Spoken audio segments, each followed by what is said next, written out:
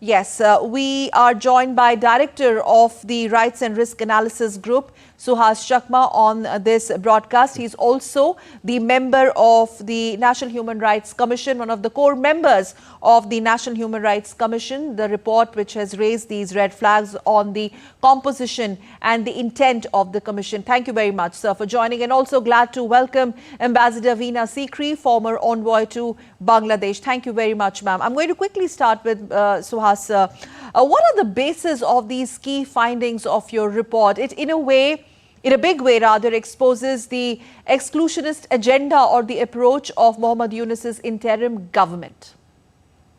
Well, I mean, the findings are based on actual incidents which have taken place. Okay. And these are recognized by the government of Bangladesh. And these are reports which are published by the local organizations. We are also verified by us.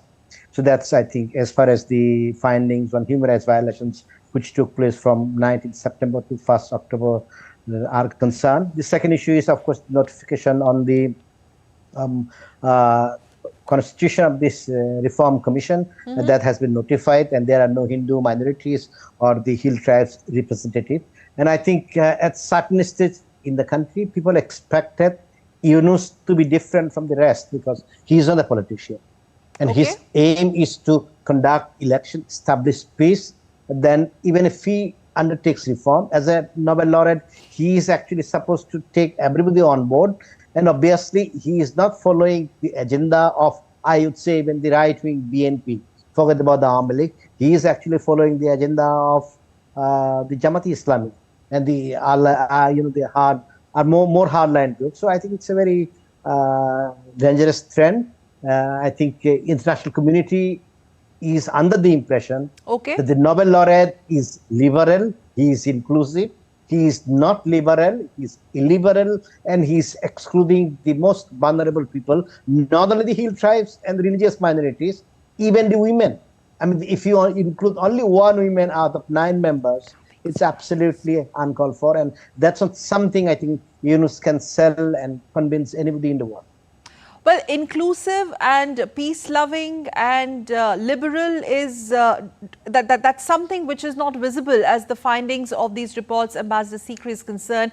By the way, we would like to tell our viewers, Ambassador Sikri was also present at the briefing of the diplomats that took place in Delhi on the conflicts in Bangladesh and Myanmar.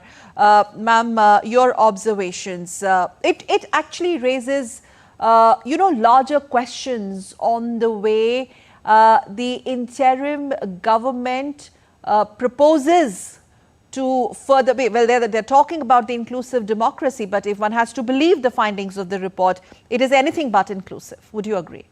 Yeah, well, I think there are two very distinct aspects of the issues raised in the report that Mr. Chakma has just spoken about. First is the troubles being faced by the minorities, the violence, the killings, the lootings, destruction of property, a denial of economic livelihood, forced to resign from jobs. All this has been happening to the minorities, the Hindus, the Buddhists, and the Sikhs from the 5th of August onwards, and has been taken up at a very strong level by the government of India, including with the chief advisor of the interim government, Professor Muhammad Yunus, including even with Professor Joe Biden, and including with many other people. And despite all the assurances, the difficulties are continuing. We've seen that in Khagrachari, the violence which took place, the people there said that the army was with the people who were committing the violence. That was one thing they said. Then on the Hindu community, the Durga Puja festival is going on right now. But there have been attacks on Durga Puja pandals, and there have been difficulties in them going into the celebration of the Durga Puja. Despite the fact that the Jamaat-e-Islami says that we are protecting your Durga Puja pandals. We have seen the report today, as you have just reported, that from one of the most important temples of one of the Shakti Peeths. Exactly. In Yeshweshwari temple in Satkhira, the very precious mukut, the crown of the goddess Durga, goddess Kali, that was placed by Prime Minister Modi in March of 2021. That crown has disappeared. It has been stolen, and the Indian embassy has protested against it. So this is going on in the Durga Puja celebrations. And despite all the assurances. Ma'am, if you look at these CCTV footage, I mean, this man who can be clearly, can we play those visuals again, please, of the theft? You can clearly identify this person in the CCTV footage, and he walks in very normally, picks up the crown, walks out, and I mean, this I think is reflective of the lawlessness that prevails in the country. Is that so simple? He walks in and walks out with the crown. It is very much that, and I think the second aspect, so this is one aspect. The second aspect is what has been raised about the constitutional reform proposal. Now that again is very surprising because two things have happened here. One is that the government itself is saying, the interim government, that we must have reforms before elections. Normally an interim government, such as was previously in the Bangladesh constitution, would be there just for 90 days and would organize elections in those times. And it's the elected body who would conduct whatever reform that they felt were necessary. That was my next question going to be. Suhas ji, what is this talk about reforms without elections? I mean, is interim government constitutionally empowered enough to talk about these reforms, which, by the way, as per your report, are very lopsided? I mean, if you have put in a 9-member committee, it has to have a representation from all stakeholders, at least. Well, absolutely. I mean, you have to include all different sections of the society, and they are not including them. So that's one aspect. The second aspect is the current government does know on what legal footing it is operating on, because the constitution of Bangladesh, which is operating at this point of time, is not or does not allow an interim government. That's one part. The second part is the constitution itself has not been suspended. So it means the constitution is in operation. And if the constitution is in operation, at the end of the day, you have to be empowered by the constitution to do something. So in a way, it indicates absolute lawlessness in the country. And Muhammad Yunus, without being elected, is actually conducting all activities except governance. So that is in a way to ensure that he stays in power beyond 3 months or beyond 6 months, because once you undertake reform process, it's not going to be completed in 3 months' time.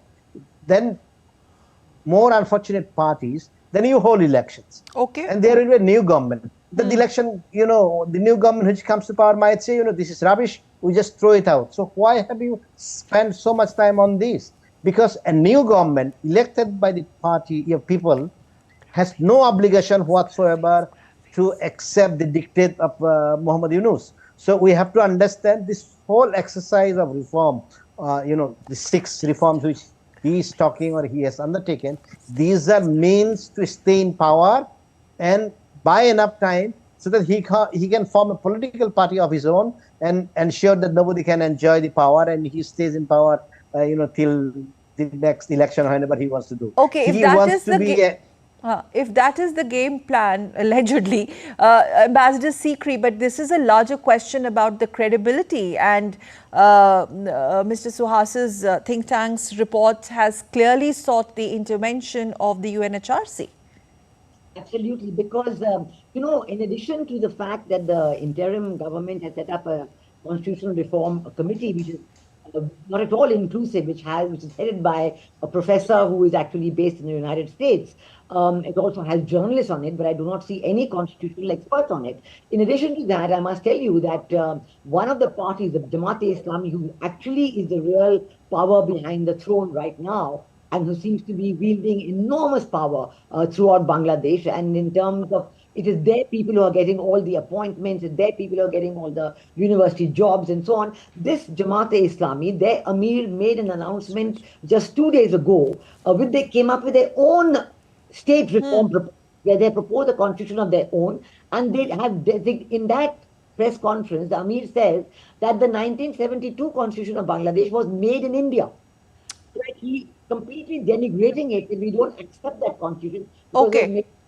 Now we must say that constitution was made by the best constitutional experts of Bangladesh. Okay. Kabal Hussain, Barrister Amir Islam and others. So now he's given his own constitution proposal which has no authority. Right, ma'am. Yes. Ma'am, one last question. Yes, I'm sorry we're really running short of time, but Suhas ji, so the larger question is this, are we looking at a larger clout of Islamists who are calling the shot behind Yunus? And if that is the case, it is a matter of serious concern, because Jamaat at the end of the day cannot really have a free walk like this. Then why are they talking about democracy?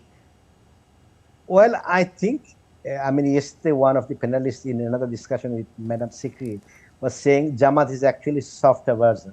He is being advised by organizations which are Islamist, which was, I forgot the name. It was banned by the government of India yesterday. So I think Bangladesh is heading towards not Islamist, but hardline Islamist state. And that's the fear. And that's why I think the government of Bangladesh, the Yunus government, interim government, is not allowing Tariq Jia to return to Bangladesh, because mainstream politics. Even BNP is seen as a liberal party by Yunus and his advisors. All right, I think it's a larger question about the credibility and the authenticity or the intentions of the so-called interim government in place, because they are at the end of the day talking about reforms and inclusive democracy. If one has to go by the findings of your report, that's a big question. There's a big question on these claims made by the interim government. Meanwhile, thank you very much, Ambassador Sikri. Such a pleasure as always. And thank you, Mr. Suhas Chakma, director of the think tank which has published this report. Thank you, both of you.